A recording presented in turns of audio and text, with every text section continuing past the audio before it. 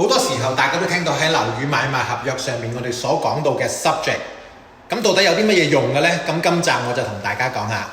Hello， 大家好，我係溫哥華地產經紀 Vincent。如果大家都有興趣呢，就記得聽埋落去啦。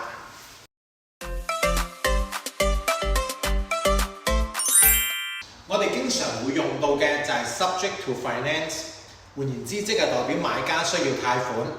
有時候仲可以喺呢個條件上邊加個貸款嘅利率，代表買家需要借到錢嘅同時，亦都係一個符合佢認為理想嘅貸款利率，先至會決定購買呢個物業嘅。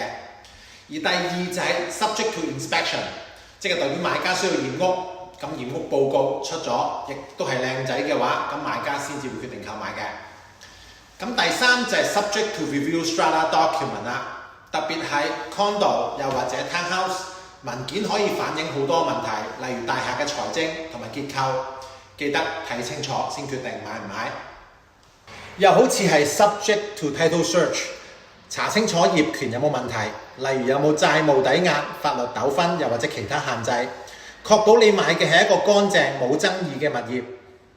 其實仲有好多唔同嘅條件，例如 subject to sell， 要先賣後買，又或者 subject to insurance approval，代表保險公司願意承保你嘅物業，同埋係一個合理嘅保費價錢。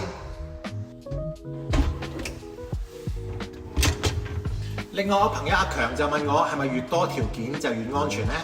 其實又唔係嘅喎，太多條件會令到你個 offer 冇咩競爭力。